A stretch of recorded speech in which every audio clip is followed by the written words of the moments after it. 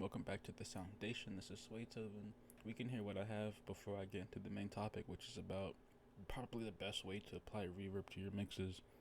This mix isn't fully mixed because I don't really have anything mixed together. I just went to the reverb because I was actually focused on mid-side processing, and then when I realized there wasn't much information on the side in some of my individual tracks, well, how do you get that information on the side?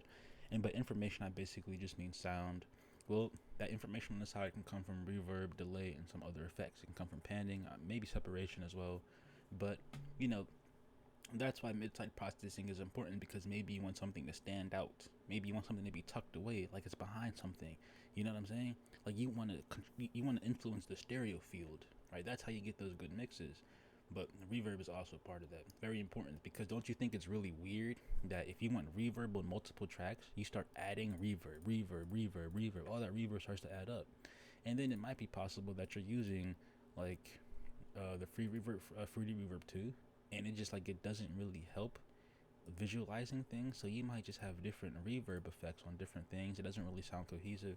So that's why some people would make an instrument track with the reverb on it, and that's just called a bus, right? And you would route what you want to have reverb on it to this, basically, while still having that instrument that you wanted to have reverb on it also routed to the master track. Now, I'm gonna just let you hear what I have, and then we're gonna go into like basically when I wanted to have reverberated.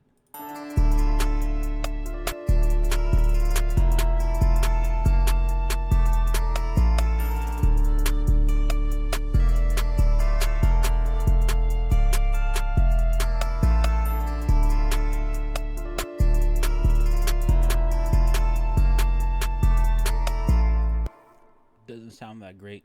Like I said, like the drums don't have anything on it. But I really want to focus on this melody, all right? And basically, this melody consists of an electric piano, a type of flute, um, and a clavinet.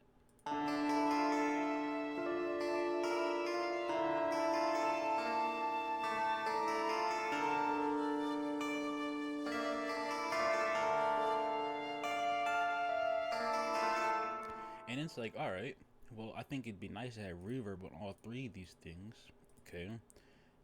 So I can influence the stereo field more precisely, I suppose. But it's just like I didn't want to add three different instances of reverb. And also, it's just like I wanted to be able to, what I just said, manipulate. Um, so it's just like, what's important is like you have your instrument tracks. You're always going to have those, okay? And they're going to be routed to the master. But I have mine routed to a melody master, which is then routed to the master. And a melody master is just a sub mix that I've created. And how you do that is you press control and you click, and you kind of you click and slide on the tracks that you wanted to highlight, and then the last track is what you'll make your sub mix on, right? And then you'll just right click that track routing and then create submix. So then all these things 12 through 17, as you can see that they're highlighted, are going to all route to 18, okay? But that's not what I have for this example. All I have is the clavinet, the flute, and the electric piano routed to the melody master. But before they get to that melody master, which has saturation, another EQ, and and maybe some other things later on, I wanted to have some reverb, which much I we're talking about. Okay, so I put reverb on an instrument track. Now, it probably really doesn't matter which reverb you use, because some of them are different. Now, I happen to have paid like about $90 something for this bundle of Oxford. I've been seeing this around. I thought I'd give it a try. And, I have a job, right? That's probably the main difference. Here's the thing: you can use free plugins, but if you have a job and if you're passionate, just pay for the plugin, right? Like, eventually I have to pay for like Omnisphere and Keyscapes and Trillion, right? Especially if I'm going to get better, or you know what I'm saying? I don't want to keep using free stuff, and that's just what it is. But you what's important about the reverb that you have, that you're going to use, is that it's on 100% wet. All right, that means it's on maximum reverb settings. Now, the settings that you use inside, they're up to you. I suggest that you basically ask ChatGPT what specific setting you should use for your specific, what you want, because it can give you more specific numbers. You can play around with it rather than trying to find a YouTube video. All right, that's all I'm gonna say. You feel me? Because at the end of the day, this is numbers, and you're asking a computer how to manipulate those numbers. All right. You want a dark type of vibe? Well, in music, a dark type of vibe can be easily emulated by manipulating the numbers because, like I said, the minor scale is a dark vibe. Minor scale is basically numbers. You feel me? But so anyway, to make this easy, I have this clavinet because this is the first thing that I have like sent to the reverb. I have it all sent to the reverb, but as you can see, the clavinet is linked to the reverb bus. All right, and remember, this reverb is at 100% wet. Now, how that wet knob looks to you, each different plugins is different, right? So let's say we're using like Fruity Reverb 2. You want 100% wet. This is this one, and 0% dry. You don't want to have the dry signal because the original track that you're sending to a reverb bus is the dry signal. Okay. All you're adding is wet. So let's actually hear how that sounds. So we're gonna just hear this from the clavinet.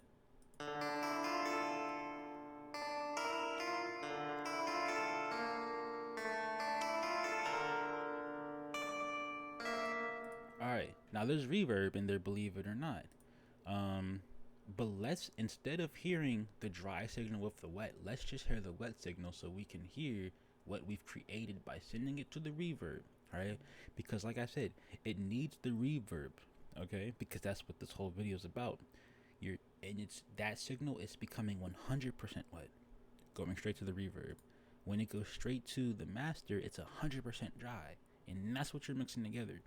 Now, like I said, something about the stereo field, if you want it to sound further away, you want more of that wet signal, because something that's more dry, maybe panned a little bit differently, it's going to sound more in front of it. So this is what it sounds like, just the reverb by itself. I'm going to remove it from the master so we can hear the difference in the reverb. That's crazy how it didn't work, and it makes me feel like I'm stupid, right? I'm going to unlink it from the master, not turn off the master.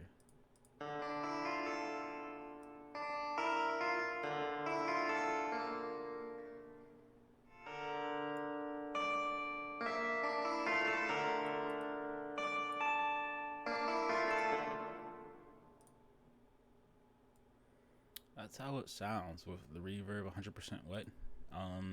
The thing is that, like, let's say if I were to manipulate this reverb, so let's just keep it playing for a little bit.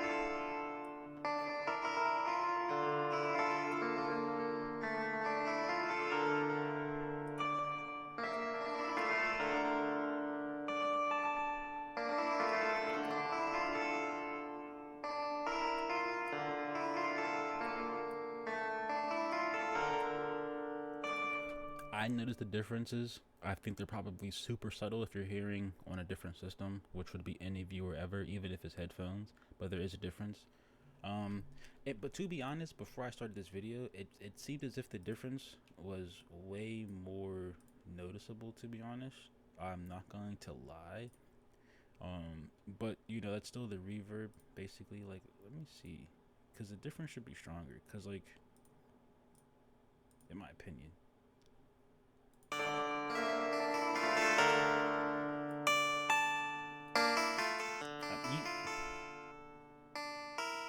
You definitely hear that that's just straight reverb, right? And this is just, I mean, that wasn't reverb right here. I'll play it again without the reverb. And then I'll play it with the reverb. I'll just increase what I'm sending to the reverb channel. Okay.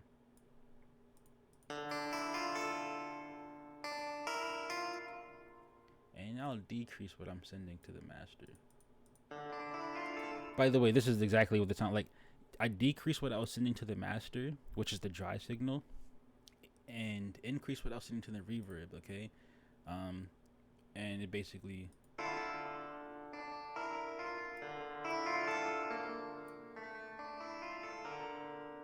You know, that's the reverb that you're getting, all right? Mix the dry signal in to make it sound more powerful. Mix the dry signal in, makes it seem like it's coming more up front.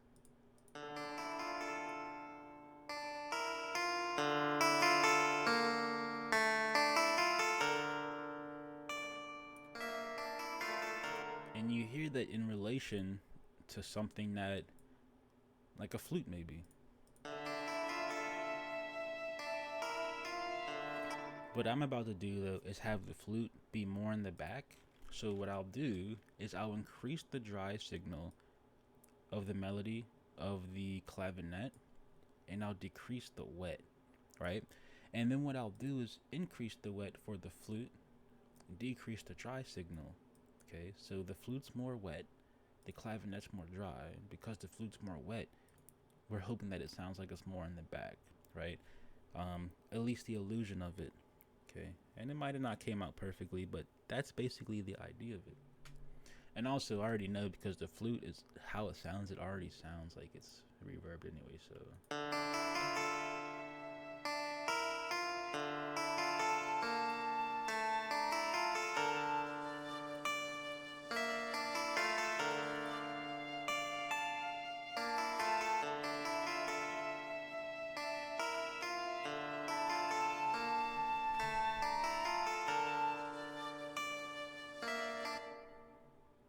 I feel like I want the strings to be a little bit more distant, so I'll increase the wet to the reverb. I'll probably keep the. Oh, actually, I'll drop it a little bit.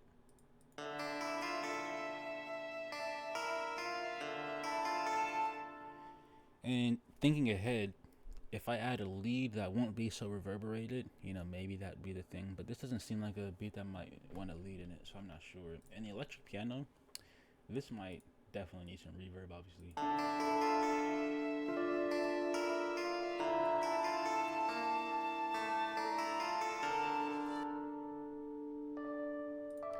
So here's the thing when adding reverb, something that I read up on. If you add too much of it, it can make something that's sustained sound more atmospheric, right?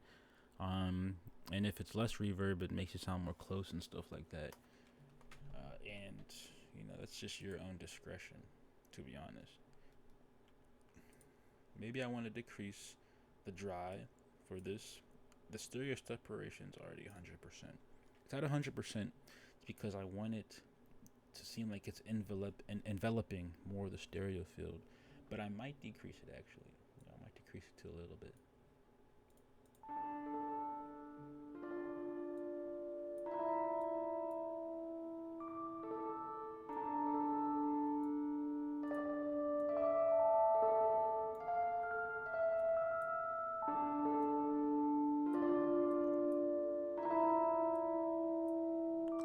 If it makes it easier to understand, right?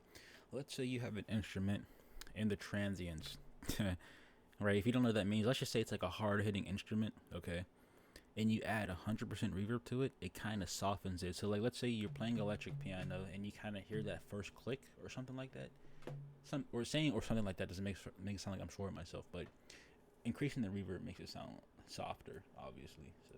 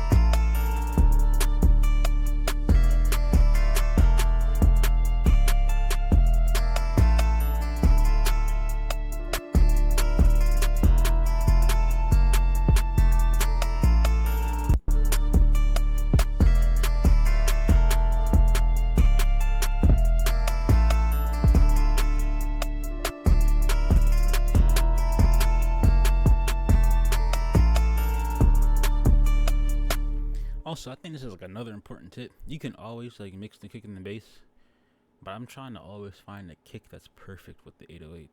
That's what I meant by bass to 808. But like if you just do some sidechain compressing or you do the peak controller trick, it might be fine, but I always don't feel like I like that noise, to be honest. Right? You might say, what's the peak controller trick? I might use it if I continue recording this video.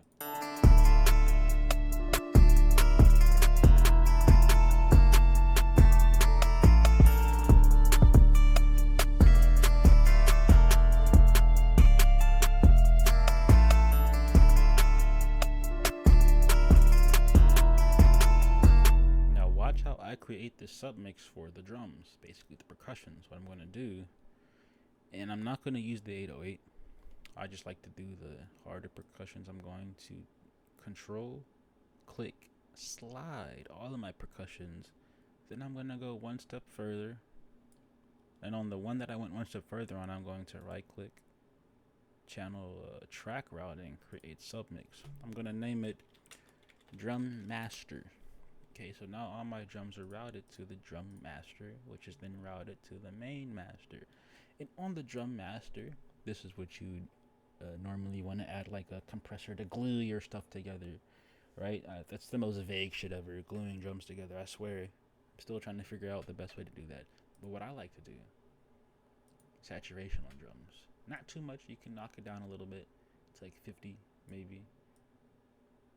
It really adds some warmth to these drums.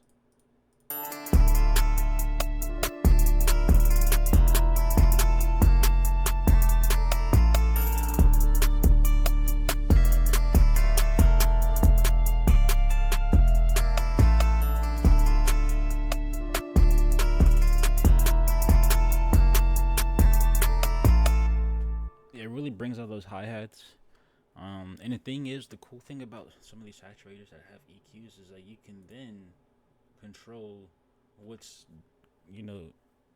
being saturated, right? To make it easy, since the hi-hats came out louder, right? Well, let's say we go to the the higher band and we increase it or decrease it, we can turn up the hi-hats or decrease the hi-hats, right? In terms of saturation and volume, I suppose. But I like to add a saturator to like the drums. I think it sounds nice. Just really brings them out. I like to add an exciter to the snare. Something just to give a snare some life. But if I'm not mistaken, you really can just layer the snare with like other stuff.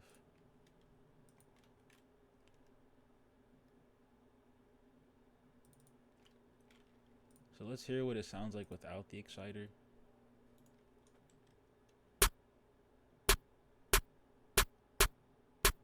With the exciter,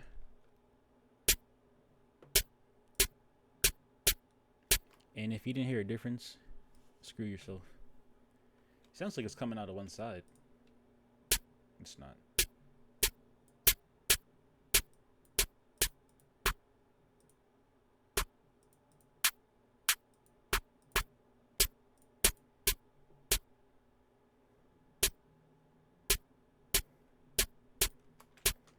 I'm curious. I might add the exciter to the Drum Master, actually.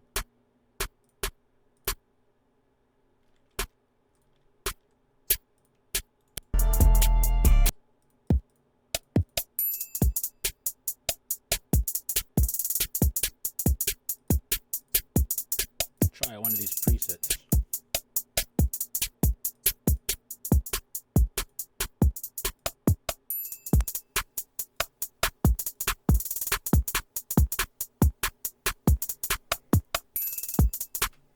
That one really brought out the snare, but I don't know what's in the exciter, but it sounds like something's being compressed.